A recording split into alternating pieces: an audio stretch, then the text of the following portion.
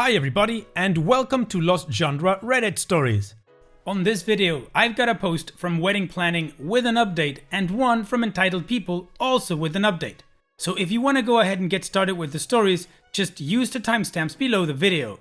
I'd also like to give a big shout out to all my supporters and the new members that have been coming in. It makes a huge difference and it really means a lot to me, so thank you very much. Now, let's get started with those stories. This post is from the subreddit Wedding Planning and it's by user Deleted. Engagement party planning exposes Bridezilla. Can anyone relate? My sister got engaged in February and told me that night she wanted me to be her maid of honor. I was super excited for her and suggested having an engagement party to celebrate her fiancé and her. My intention was to throw her an intimate party with close friends and family, and to have a casual party such as a barbecue at a park somewhere or maybe a dinner at a restaurant, something simple. As soon as there was mention of having an engagement party, my sister was so excited. She started telling me exactly what she wanted, where to have it, the theme that she wants, the type of food she wants, dessert, a list of 60 guests. I felt this was getting out of hand, but ultimately, I wanted her to just be happy. I don't have experience with wedding planning or maid of honor duties, so I thought this was typical and did my best to accommodate her multiple requests.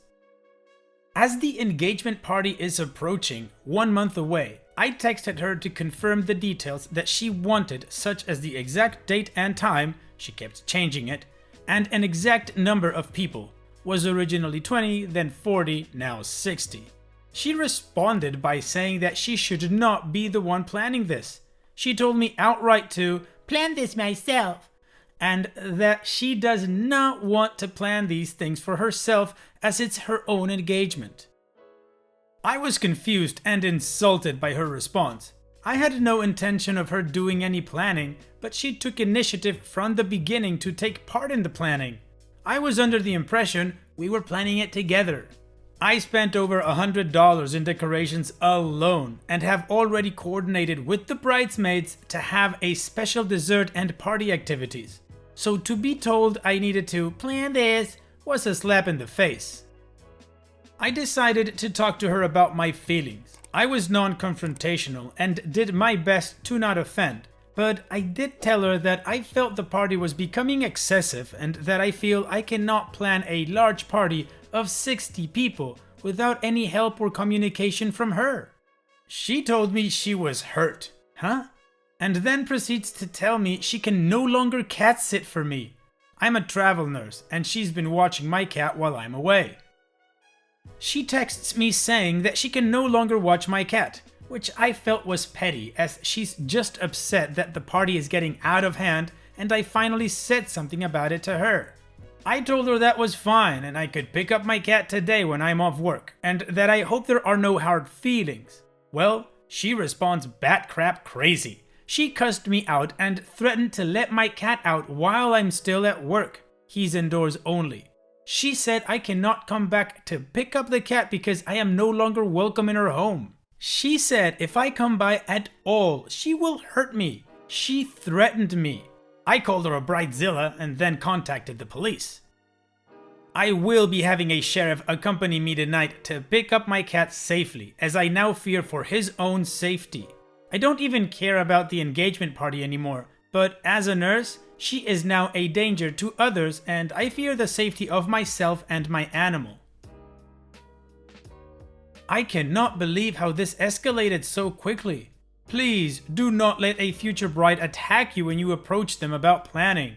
So sad to see an engagement party ruin a family. Holy wacko Bridezillas, Batman! This one flew out of the reservation quite quickly, I have to say. Would the term unhinged fit this bride, or is it just a Bridezilla?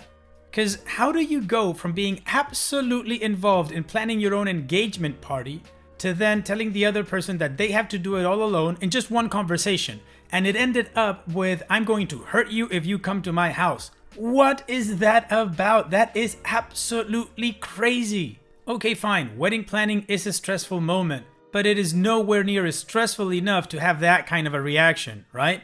What do you guys think about this situation? Why don't you share your 2 cents down in the comment section, and in the meantime, let's move on to the community comments to see what they had to say. Wicked Kitty Litter says, "You've taken the necessary steps. Now it's time to contact the bridesmaids and tell them that you are no longer going to be the maid of honor, and the party is now their responsibility if they choose to go forward with it." And OP responds, "Thank you. I will contact them as soon as I have my cat in custody. I'm so worried. He is my emotional support animal. At this point, it's all I care about. I trusted her and feel so disgusted."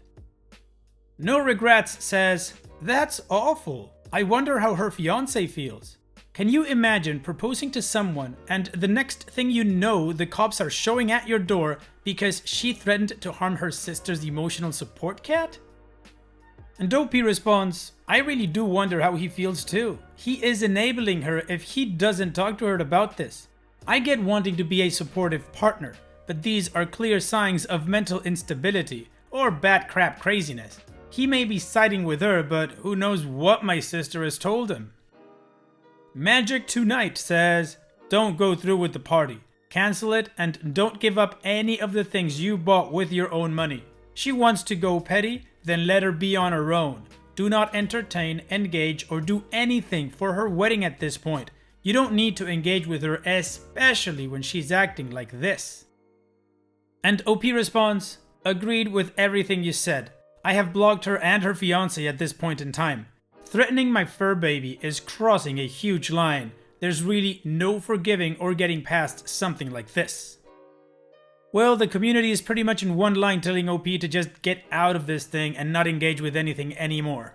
The only important thing right now is that OP gets her cat back. So how about we move on with the update and see what happened?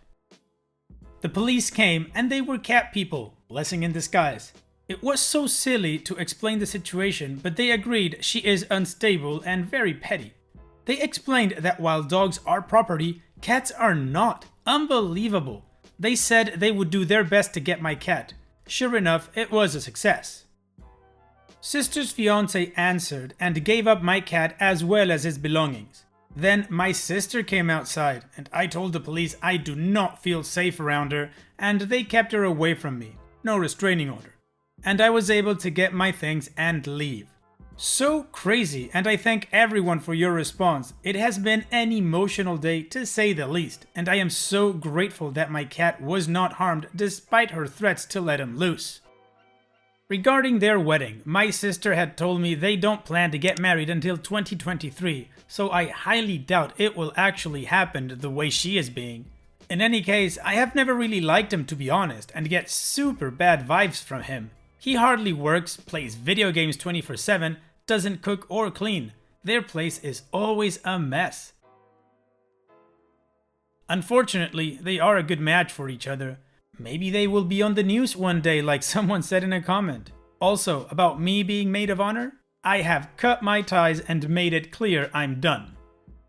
I hope she will one day look back and realize how much of a horrible person she was for having so many demands and requests and being rude to people who were trying to do something for her. I will never forgive her for threatening my cat. And that's it. So OP is absolutely done with being a maid of honor, she's done with this whole wedding, and she's done with her sister. Just like her parents, because OP mentioned in one of the comments that the parents had also cut ties with the sister. Good news is OP has her cat back and she can just move on with her life. And now we are going to move on to the next post. This post is from the subreddit Entitled People and it's by user Pesky Pikachu. Entitled coworker tries to schedule meetings outside of contract time and criticizes my non-work plan. I have a coworker who is really disorganized and waits until the last minute to schedule things, and so that frequently means calling a meeting at 4 p.m. on a Friday. For reference, my 8-hour workday ends at 3. So these meetings make for 10 hours plus days. And because the coworker is so disorganized and unprepared, we frequently have to cover things that they should have done ahead of time, like creating an agenda or desired outcome at the actual meeting. Because these are required meetings, usually only once or twice a month, I have to go to them no matter when they're scheduled and get extended pay for working overtime. But my coworker is supposed to give at least a week's notice, and I'd definitely rather have the free time than the money. Typically, if I don't hear by Thursday afternoon that they have scheduled the meeting for 4 p.m. on a Friday, I make other weekend plans like hiking or bicycling or going out somewhere. Yesterday, Friday, the coworker attempted to schedule the meeting at 4:45 but didn't put it on my calendar until 3:05. I should have been off by then, but I had an end-of-day meeting that went over by a few minutes, so I was doing a last check of email and then shutting things down for the weekend. I saw the meeting request and responded that that wasn't enough notice for a meeting that far outside of the workday, and that I normally would not have seen the notice until the following Monday, and CC'd my boss just so they knew I wasn't trying to shirk any duties. Of course, the coworker is upset because they're required to hold a meeting by law, and it's the absolute last day to do it without filing an extension, which they've been told by my boss they're not allowed to do unless there are extenuating circumstances. And they've known about it for 2 months. They just didn't plan for it. My boss calls at 3:10 saying, "Can you please do this now and end at 4:10 and we will address it on Monday?" Fine. I was planning on leaving town, but I can leave a little bit later. Coworker responds to my boss by email and says they're using personal time between 3:10 and 4:45, so they can't hold the meeting until then, and that nothing I'm doing could possibly be important enough that I can't attend the meeting at 4:45. Boss calls coworker. Coworker confessed that their child's birthday party is at 6 that evening and that they have to go try to find a cake and party supplies for the party before the meeting, which is why they can't be available. Boss gets annoyed and says that we, boss and I, will do the meeting now and coworker will have to answer for it on Monday. Boss and I hold the meeting, it takes 20 minutes, I'm out of there by 3:45. Coworker sends me a nastygram by text at 10:15 p.m. saying it's my fault they're in trouble and that they have a child, so I should understand that people with children come first and that my activities and hobbies are pathetic, and it wouldn't have been that hard for me to just attend the meeting they scheduled, and that they'll have to go back and fix everything my boss and I did incorrectly because they like to do it a specific way. My boss had already submitted it. I responded that I hope they enjoyed their child's birthday party and to have a good weekend. They respond that they forgot to invite people so no one came, and thanks for rubbing that in their face. Wow, OP, your coworker is a piece of work and apparently a crappy parent as well. I personally don't mind improvisation when it's called for, but with things of this importance, you schedule, you think ahead. You don't wing it and expect everybody to wing it with you. And also, just because you have a child doesn't mean that you get to make decisions for other people regarding their time. And I think the cherry on top is that for somebody that claims that they will have to do everything again because they have a particular way of doing things, that implies some sort of structure, which they clearly don't have if they're incapable of scheduling anything. That part just strikes me as stupidity mixed with hypocrisy. It's ridiculous. What is your opinion on the coworker? Have you ever faced or worked with anybody like this? Let me know in the comment section, and let's take a look at the community comments before we move on with an update from OP. Starstruck65 says, if there was ever a time for the phrase, lack of planning on your part does not constitute an emergency on my part, this was it. Sheesh. And OP responds, so true, my boss even said that.